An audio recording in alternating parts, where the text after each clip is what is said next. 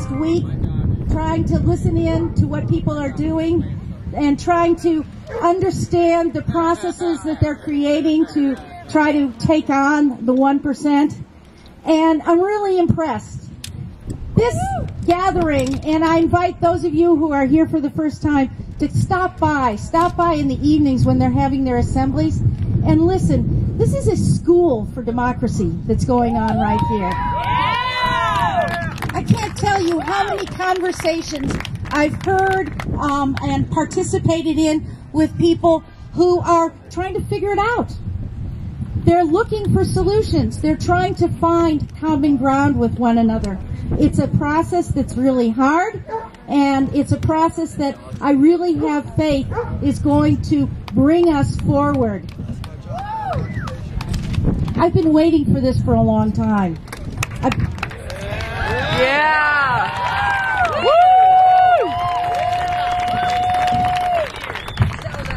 I've been teaching for 40 years, and I look at the kids ever since the 1980s when things started to go south, when our standard of living started to go down, when they started privatizing and deregulating and outsourcing our jobs and raising the cost of college education so that students graduate deeply in debt.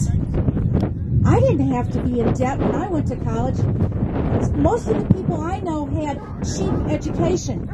Today, we put this huge burden on our young people, and then we don't even have decent jobs for them when they make their way through and get their degrees.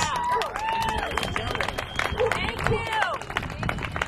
I've been waiting for young people to get mad, and I think we're finally here. I want to say something about this setting. This piece of public art is called IOU USA. And pick up a pamphlet if there are any left, because it's really interesting, and I heard that the guy who put it together is going to be speaking at 6 o'clock after the march. And I want to hear his story. But in a sense, I think it should be renamed We Owe the World. Yeah. Because we do owe the world, not in the way you're thinking about it because of our trade deficits and all of those things. We owe the world for working so cheap that we can be clothed and fed and buy all our fancy electronic equipment off of the exploitation of workers all over the world.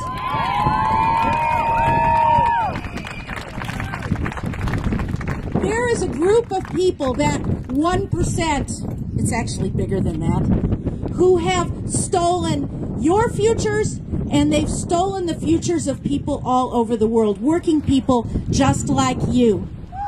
And I really encourage you to read history. Not the history that most of you learned in school, which is the history of rich white guys, military leaders, corporate leaders. Read the history of the people. Read the history of the people like Mother Jones, who stood up to John D. Rockefeller Jr.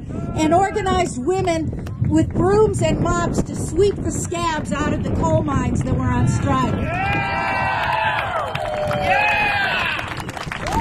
Somebody last night mentioned Andrew Jackson as if he was a good guy.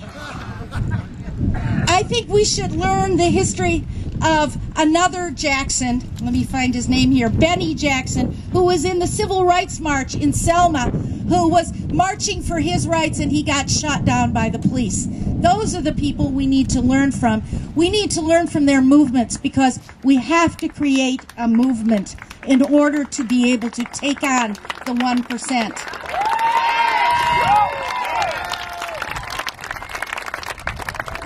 Elites don't make concessions to people without a fight. It has to be taken from them through mass movements that build enough power to make life impossible for them as usual.